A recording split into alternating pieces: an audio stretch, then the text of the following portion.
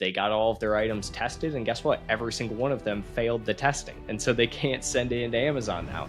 I want to ask you about the gated categories. What are gated categories on Amazon, and what are the process to ungate them? Gated on Amazon is actually interesting because it's slowly dying out, funny enough. But also, on top of that, it used to be a much, much bigger issue than it is nowadays, but it's becoming a worse issue for like third-party resellers. So if a product is gated on Amazon, that means that essentially you have to go through the process of having an invoice from the manufacturer.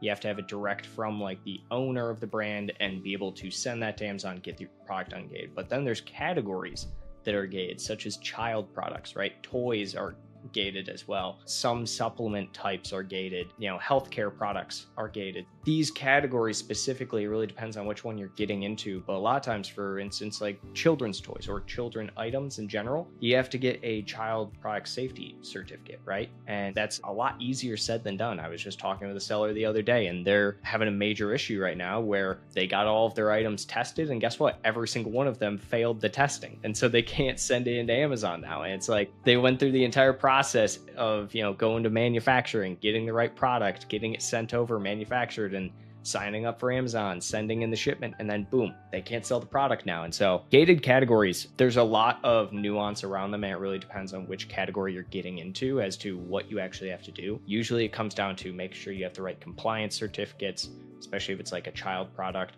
Making sure that if you're like a reseller, which resellers are about to have a much, much bigger issue on their hands when it comes to gated products, because they're actually just getting to the point where they're fully just gating specific listings down for like a lot of toys and everything. That's very common in Q4 for resellers. And so even if you have your invoices and it's direct from manufacturer or a distributor, you still can't get in anymore, unfortunately. So realistically, the biggest thing when you're getting into one of these categories, just ensure that you look through exactly what the compliance documentation is. I would always suggest a test order beforehand, that you get your actual certification and all of your compliance documentation tested with those products before you actually put a full shipment in. And regarding the title structure, how do you structure it? The good scenario, is there any special format that you use? This is my big hater moment that a lot of people have frequently called me out for, and it is that I'm a firm believer when you launch on Amazon and you are just kind of like a small seller, your brand name means nothing to me. And I think that people who put their brand name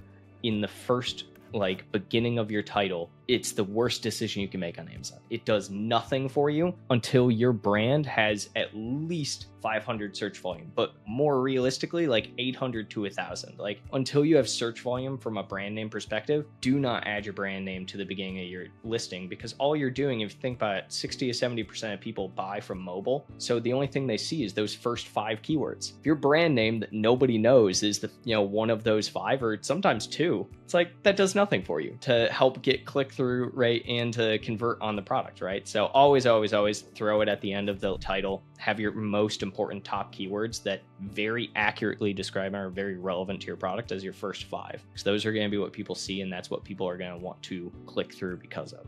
And you mentioned about first 5 keywords, right? So we can use that to rank internally within Amazon. What about external, for example, Google, like canonical URLs and stuff like that? So how do you optimize for that? That's one of those things that a lot of people, for some reason, didn't know this, but you can actually change the URL of your product. Amazon doesn't give you the ability to directly change it, but if you ever go to any product on Amazon, you'll notice that it has typically 4 to 5 keywords in the URL. All you have to do if you ever want to change that, it's usually going to be those first 5 keywords, but it doesn't change after it's those top ranking keywords. If you ever need to change it for some reason, you can by just asking seller support and giving them the tag that you want it to be. So it can be up to 5 keywords. And yeah, we use that across the board on listings all the time on client accounts, because it helps with Google all the time. If you know that your keyword or your brand has much more searchability on Google, absolutely throw in, the brand name into the URL or something. That's a good point. And let's assume that we have the keyword research and everything ready, and we want to distribute the keywords on different locations like title, bullet points, item specific, behind A+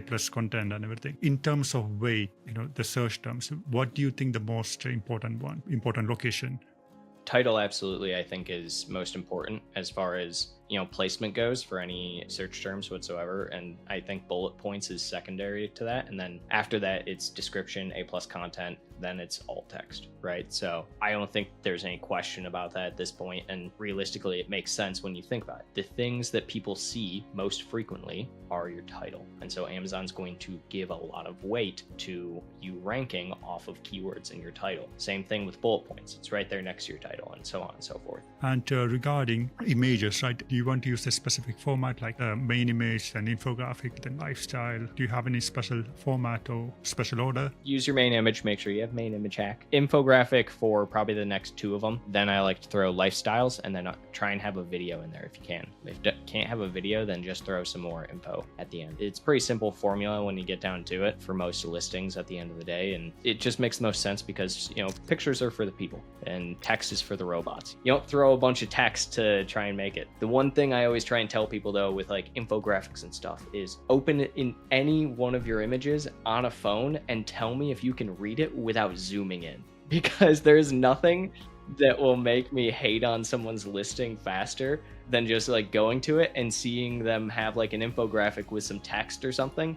And I'm like, if I can't read it on my desktop, I'm like, no one's reading that on their phone, That's a very good point, actually. A lot of people miss, I normally search on mobile and it's the same thing happening again and again. The text are so small, you can't even read it, what's written on the infographic image. And in the mobile versus desktop, the percentage is higher, right? The mobile users are higher. Yeah, it's 60 to 70% at this point of buyers are on mobile. And so the one kind of category that I would say make sure you still have like a really good desktop is if you're selling a product that is very B2B office type heavy, because they're going to be likely buying from their computer while they're at work.